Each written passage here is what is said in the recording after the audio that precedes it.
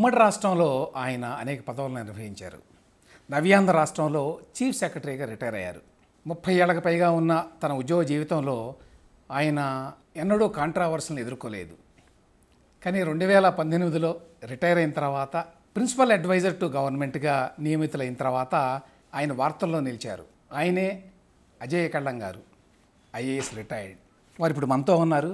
ఉద్యోగ జీవితంలో తన అనుభవాలు, జగన్మోహన్ రెడ్డి ప్రభుత్వంలో తన పాత్ర, ప్రస్తుతం కూటమి ప్రభుత్వం వచ్చిన తర్వాత జరుగుతున్నటువంటి పరిణామాలు, వీటన్నిటి గురించి వారితోనే మాట్లాడి తెలుసుకుందాం. సార్ నమస్కారం అండి. నమస్తే అండి. Thank you very much for giving us time sir. Welcome sir. Sir మీరు రిటైర్ అయిన తర్వాత కూడా బిజీగానే ఉన్నారు నిజానికి. ఎందుకంటే ఇమ్మీడియట్గానే అడ్వైజర్గా ఉన్నారు గవర్నమెంట్కి. బహుశా నేను అనుకోవటం ఇప్పుడే మీరు మొదటిసారిగా ఉద్యోగ బాధ్యత లేకుండా ఉన్నది పర్సనల్ బాధ్యత నిర్వహిస్తూ ఉన్నారు.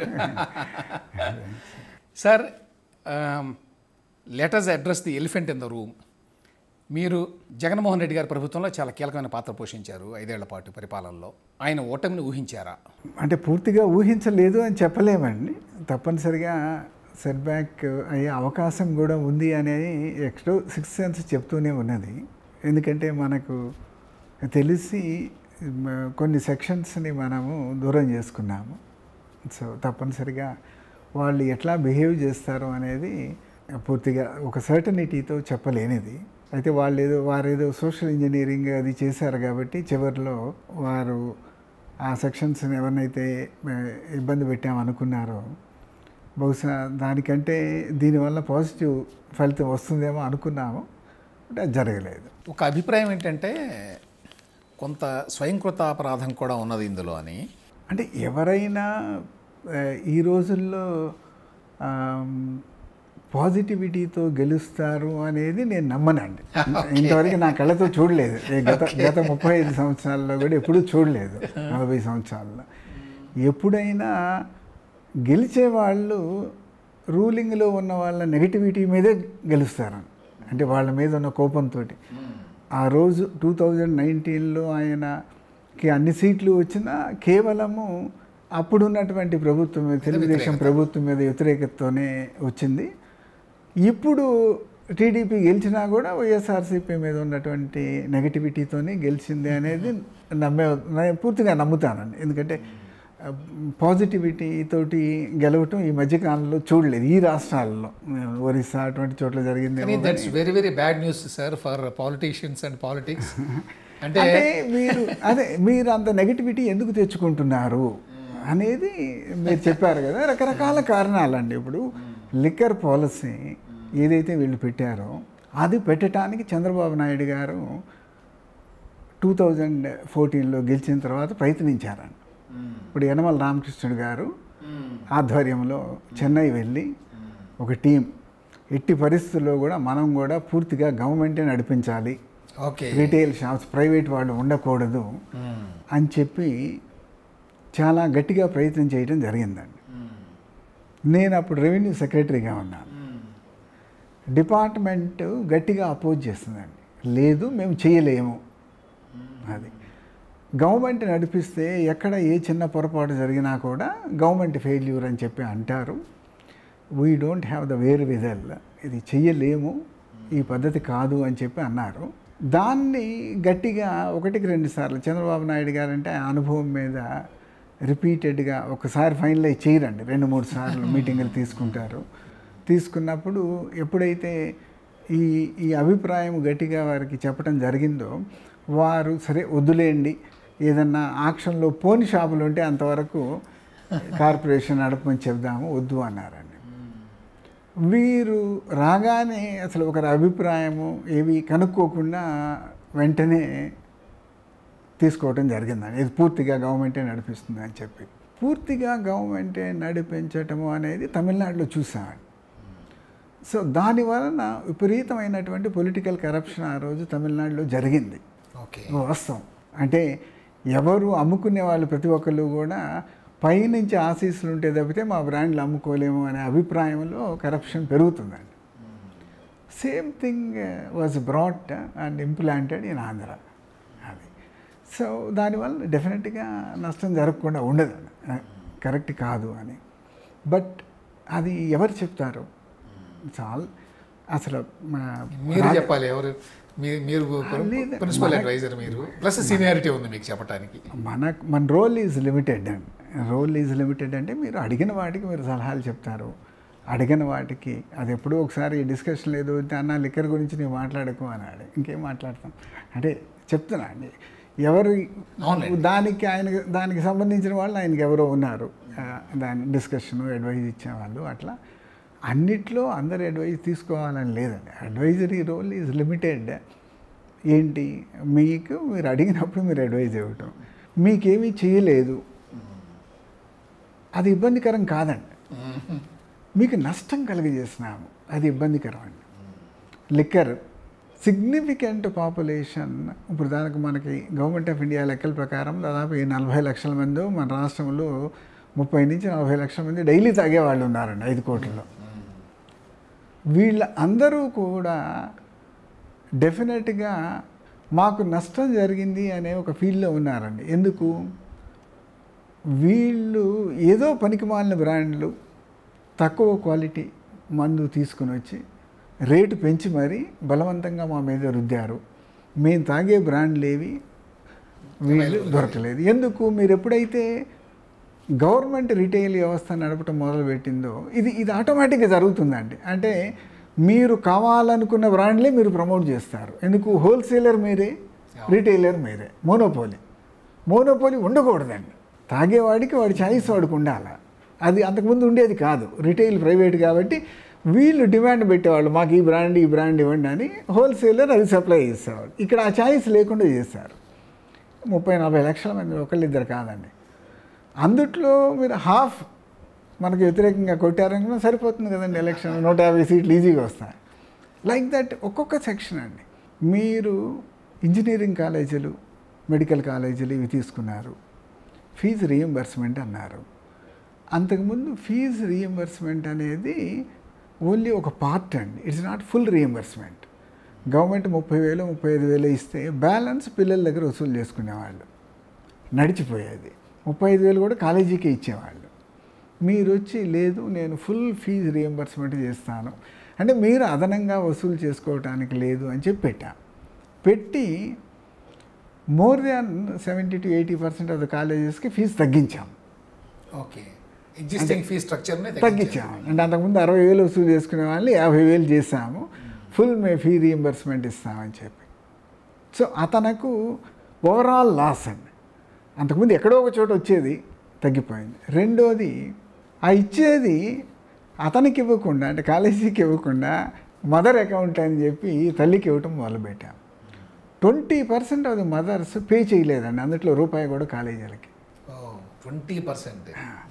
సార్ మా అమ్మాయి అకౌంట్లో అంట డబ్బులు వేస్తున్నారట, కాలేజీ కట్టట్లేదు సార్, వీళ్ళు రోజు అడుగుతుంటే మాకు చాలా ఎంబరాసింగ్గా ఉంది సార్, దయచేసి మార్చమని చెప్పండి సార్ పాలసీ అని. సో మీరేం చేశారు, ఒకటి అతను అంతకుముందు మీరు కొత్తగా అడిషనల్గా పెంచకపోవటం వేరు, అతను ముందు వసూలు చేసుకునేటటువంటి ఫీజు కక్షతో తగ్గించినట్లు తగ్గించాము రిఫార్మ్స్ పేరుతోటి. రెండోది, వాళ్ళకి డైరెక్ట్గా అది రాకుండా మళ్ళీ మధ్యలో ఇంకొక వ్యవస్థ తీసుకొచ్చాము అమ్మ అని చెప్పి. వీళ్ళేంటి, వీళ్ళకి సొంత వాళ్ళకి వీళ్ళు ఉపయోగించుకున్నారయ్యా, మా గవర్నమెంట్లే ఏం చేస్తుందిలే అని చెప్పి. సో వాళ్ళు మనం అన్ని విధాలా నష్టపోతున్నాం, మనకు లాభం లేకపోగా నష్టం అయితే జరుగుతుంది. సో ఎవరైనా నష్టపోయిన వాళ్ళకి కోపం ఉంటుంది కదండి. అది ఫెయిర్ ప్రైస్ షాప్ డీల్ తీసుకోండి, ఊర్లలో 35-40 అయిన ఫెయిర్ ప్రైస్ షాపులు ఉండేవి. వాళ్ళకి మీరు లాభం ఏం చేయకపోవచ్చా, నష్టం చేశాం కదండి. మీరు ఏదో బండికి తీసుకొచ్చి వేరే వాడిని ఏదో ఇంటింటికి డెలివరీ అని పెడితే ఏమైందండి, వీళ్ళ రోల్ ఏమైపోయింది? వీళ్ళ రోల్ ఏమీ లేదండి, దాదాపు almost hand to mouth existence లాగా అయిపోయిందండి. అంతకుముందు ఏదో బియ్యం అమ్ముకుంటుండేవాళ్ళు వ్యవస్థలో. కారణం ఏంటంటే చాలా ప్రజలు అంటే అదొక ఫెయిల్డ్ వ్యవస్థ అండి. అంటే ఇప్పుడు పొలిటికల్గా మనం చెప్తే ఈ గవర్నెన్స్లో ఉన్న ఎవరికి అంతుపట్టదండి. బట్ వాస్తవం 70% బియ్యం అమ్ముకుంటుంటారండి జనాలు. రైస్ తినరు. అప్పుడు అందరూ ఈ కుక్కలకి ఎవరన్నా వండి పెట్టాలి అని అంటే ఆ బియ్యమే కొంటుంటారు. హోటల్స్ మొత్తం కూడా మీరు రోడ్ సైడ్ హోటల్స్ కాడి నుంచి మొత్తం హోటల్స్ దోశలకి ఇడ్లీలకి వాడేది ఫెయిర్ ప్రైస్ షాప్ బియ్యమేనండి. 10 రూపాయలకు దొరుకుతాయి. ఎందుకంటే ప్రజల్లో ఆ క్వాలిటీ ఒకటే కాదండి, సైకలాజికల్గా చర్చ ఇది గవర్నమెంట్ ఇచ్చే బియ్యం, థర్డ్ రేట్ బియ్యం, దీన్ని తినకూడదు అని చెప్పి అవి 10 రూపాయలకి అక్కడే అమ్మేస్తుంటాయండి షాపులోనే, రొటేట్ అవుతుంటాయి. షాప్ నుంచి వాడు మిల్లర్కి ఎవరికో సప్లై చేస్తారు, మిల్లర్ మళ్ళీ దాన్ని ఏదో ఇంకొక రౌండ్ పాలిష్ చేసి మళ్ళీ గవర్నమెంట్కే ఇస్తాడు. సైకిల్ అవుతూ ఉంటాయి అన్నమాట అది. అలా ఆ ఫేక్ ప్రైస్ షాప్ వాడు ఎవరైతే అంతకుముందు నెలకి 10,000 20,000 డబ్బులు వచ్చేవాడు పోయినవి అనుకోండి, అతను ఎట్లా మర్చిపోతాడు ఈ గవర్నమెంట్ వచ్చిన తర్వాత మేము నష్టపోయాం కదా అని. ఇందాక నేను లిక్కర్ చెప్పాను, 10-12 వేల మంది రిటైల్ షాప్స్ దాని మీద బతికేవాళ్ళు అండి. సంవత్సరానికి 50,000 లక్ష సంపాదించుకుంటూ కంఫర్టబుల్గా వాళ్ళ నోటి దగ్గర అన్నం తీసేసాం కదండి.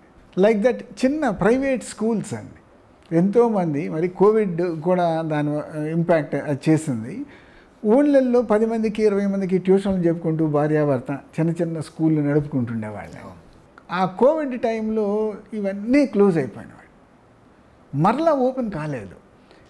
మనం అందరికీ సహాయం చేసినాం కానీ వీళ్ళ సంగతి పట్టించుకునే వాళ్ళు లేరండి. దాదాపు డేటా చెప్తుంది 1,00,000 స్కూల్స్ అట్లా అంటే చిన్నవి పర్సనల్గా ఒక మనిషి నడిపించేవి, లేకపోతే భార్యాభర్త నడిపించుకునేవి 1,00,000 స్కూల్స్ క్లోజ్ అయిపోయినవి అని.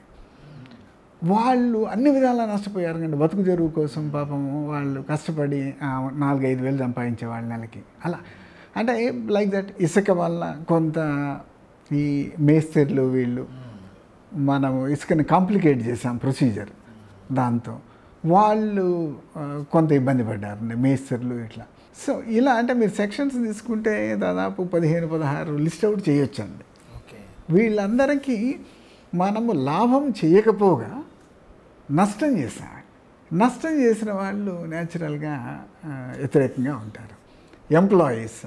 ఎంప్లాయీస్కి నిజంగా నష్టం చేసింది ఏమి లేదండి, ఒక పర్సెప్షన్ ప్రాబ్లం. అంటే వాళ్ళ గౌరవానికి ఏదో భంగం కలిగించామండి. ఎందుకు రాజకీయంగా మనము వాళ్ళతో డీల్ చేయటము మొదలుపెట్టామని. అంతకుముందు ఎప్పుడు కూడా ఒక joint council employees issues, employees ఏది నెగోషియేట్ చేయాలన్నా ఓన్లీ మన చీఫ్ సెక్రటరీ అండర్లో ఉన్న జాయింట్ కౌన్సిల్ ఆ సీనియర్స్ 4 కూర్చుని వాళ్ళతో మాట్లాడేవాళ్ళు ఏం చేయవచ్చు ఏం చేయకూడదు అనేది. ఇక్కడ మనం తీసుకుని వచ్చి నాన్ అఫీషియల్స్ని ముందు పెట్టేసాం. సో వీళ్ళకి తెలియదు నెంబర్ 1 అది ఎట్లా డీల్ చేయాలో వాళ్ళ ఇవి. సో వాళ్ళు ఏంటంటే చాలామంది ఓపెన్గానే చెప్పిందండి, ఇది మాకు ఎవరో అవతల వాళ్ళు వస్తే మాకు మంచి జరుగుతుంది ఇంకొకటి అనేటటువంటి మాకు పెద్ద హోప్ లేదు, కానీ మమ్మల్ని అయితే మా సెల్ఫ్ రెస్పెక్ట్ దెబ్బ కొట్టారు అనేటటువంటి భావన కలిగిందండి. అలా రకరకాల సెక్షన్స్ ఇవన్నీ కలుపుకుంటే మీకు 50 లక్షల ఓట్లు అయినవి అనుకోండి, దాంట్లో సగం పోయినా కూడా పోతారు. ఎందుకంటే తేడా ఎంత ఉంటుంది, గెలిచిన వాళ్ళకి ఓడిన వాళ్ళకి 25-30 లక్షలు తేడా ఉంటుంది. So that is not a big ఇదండి. సో ఒక పెద్ద విమర్శ ఏమిటంటే పొలిటికల్ వెండెట్టా బాగా చూపించారు అని, దాని ఇంపాక్ట్ ఏమన్నా ఉందని అనుకుంటున్నారా మీరు? ఇప్పుడు కూడా అదే జరుగుతుందండి. అదే కరెక్ట్. అదే ఇవి ఏవి కూడా పాజిటివ్గా హెల్ప్ చేయవండి. ఉన్న గవర్నెన్స్లో ఉన్న వాళ్ళకి ఎవరికి పాజిటివ్గా ఈ వెండేటాలు ఎప్పుడూ కూడా ఉపయోగపడవండి. అవి ఎప్పుడూ కూడా నెగిటివ్గానే పనిచేస్తాయి. ఏది బూతులు తిట్టడమో ఇంకొకటో ఇంకో విధంగా ఇబ్బంది పెట్టడము అనేది. సో ఎక్కువ మీడియా అపోజిషన్ చేతిలో స్ట్రాంగ్గా ఉంది కాబట్టి వాళ్ళు దీన్ని బాగా హైలైట్ చేసుకోగలిగారండి. అది అంతకంటే ప్రతిసారి జరుగుతూ ఉన్నాయి. నాకు తెలిసి అయితే రాజశేఖర రెడ్డి గారు ఒక్కరే అపోజిషన్ను కూడా గౌరవించి 4 పనులు చేసి బాగా చేయగలిగారు. అందుకనే బహుశా ఆయన రెండోసారి ఇబ్బంది లేకుండా ఎన్ని చీలికలు వచ్చినా కూడా ఆయన గెలవగలిగారు అన్నమాట. దట్ ఈస్ మనకు మీరు ఏ పురాణాలు చదువుకున్నా ఏ హిస్టరీలు చదువుకున్నా మనకు మంచి మంచి సీరియల్స్ వస్తుంటాయి కదా టీవీలో. నేనంటే న్యూస్ ఎప్పుడు చూడను. ఇప్పుడు జై గణేష్ అని ఒక సీరియల్ వస్తుంది, అంతకుముందు హరహర మహాదేవ్ అని వచ్చేది. అవి చదివితే చాలండి, మీకు జీవితం అర్థమైపోతుంది. అవి చూస్తే చాలు. అది అహంకారం. ఇప్పుడు దేవేంద్రుడిని మొన్న ఎక్కడో ఒక ఎపిసోడ్లో చూస్తున్నాను, శివుడు పనిష్ చేస్తాడు. అప్పుడు దేవతలందరూ ఓరి అయిపోయి అంటే ఆయన అంటాడు, అవును అసురులతో మనం ఎప్పుడు యుద్ధం చేసి ఓడిస్తూ ఉంటాం, ఎందుకు అసురులతో యుద్ధం చేస్తున్నాం? వాడి అహంకారం పెరిగి ప్రకృతికి ఇబ్బందిగా మారాడని. అది ప్రకృతికి నష్టం కలిగజేస్తున్నాడని చేస్తున్నాము. వాడు అసురుడైనా దేవుడైనా ఒకటే, అహంకారం పెరిగితే పనిష్మెంట్ ఇవ్వాల్సిందే. ఓకే. సో అట్లా మనము పవర్లో ఉన్నప్పుడు మ్యాగ్నానిమిటీతో ఉండాలి. నలుగురిని కంట్రోల్ చేయాలండి. అంటే వల్గర్ లాంగ్వేజ్లు ఇవన్నీ కూడా మంచిది కాదండి. అవన్నీ ఎవరు వాళ్ళు చేసినా వీళ్ళు చేసినా ఎవరికైనా at the end of the day అవి ముదిరినప్పుడు దాని కర్మ ఫలితం దానికి వస్తుందండి. నష్టం జరుగుతుంది తప్పనిసరిగా. ఈ జైలుకి పంపించడం అనేది పరాకాష్ఠగా వచ్చింది. అక్కడ దాకా వెళ్లకుండా ఉంటే చెప్పలేము. ఐ డోంట్ థింక్ అండి దాని ఇవన్నీ కూడా ఉండవు అనేది ఒక అభిప్రాయం. నాకు తెలిసి అసలు ఆ సింపతి అనేది రాలేదండి. ఇప్పుడు ఆయన్ని జైలుకి పంపించినా సింపతి రాలేదు, ఈయన్ని జైలుకి పంపించినా సింపతి రాలేదు. ఇవన్నీ జనాలు వీళ్ళందరినీ తప్పనిసరి ఈ డెమోక్రసీలో ఎవరినో ఒకళ్ళు ఎన్నుకోవాలి కాబట్టి ఎన్నుకోవటం తప్పితే వీళ్ళు మంచివాళ్ళు, వీళ్ళు పుణ్యాత్ములు అని చెప్పి ప్రజల్లో ఎక్కడా ఎవరి మీద లేదండి, ఏ నాయకుడి మీద లేదండి. అది వెరీ ఫ్రాంక్ అనమాట. దిక్కు లేదండి. ఇప్పుడు వీళ్ళ మీద కోపం వచ్చింది అనుకోండి, మీకు ఆల్టర్నేటివ్ ఏముంది? ఎవడో ఒకళ్ళు ఇద్దరు ఉంటారు, వాళ్ళు ఎవడికోడు కొట్టాల్సిందే. అంతకు తప్పితే మీరు ఒక మంచి యుక్తిని ఈరోజు ఎన్నుకునేటటువంటి అవకాశం లేదు. కారణం ఏంటంటే ఒక పార్టీని ఈరోజు ఎలక్షన్లో నిలబడే స్థాయికి తీసుకురావాలంటే మీకు సొంతగా డబ్బు ఉన్నా లేకపోయినా 3-4 వేల కోట్లు మొబిలైజ్ చేయగలిగితేనే మీరు పోటీ ఇవ్వగలరండి. ఆ పరిస్థితి ఉంది కాబట్టి ఎవరు అంటే ఒక మంచి బిజినెస్ చేసుకునే వాళ్ళు కానీ, సొసైటీలో అనుభవం ఉన్నవాళ్ళు కానీ, మంచి చేయాలనుకునే వాళ్ళు కానీ ఎవరు ముందుకు రాలేకపోతున్నారు.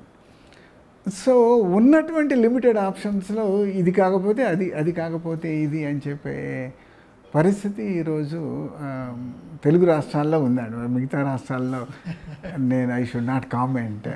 మనీ రోల్ ఎంత ఉంది అనేది చెప్పలేను, కానీ మన దగ్గర అయితే అది మనీ రోల్ చాలా పెరిగిపోయిందండి. ఆప్షన్స్ లేక ఒకళ్ళు ఎన్నుకోవటం తప్పితే.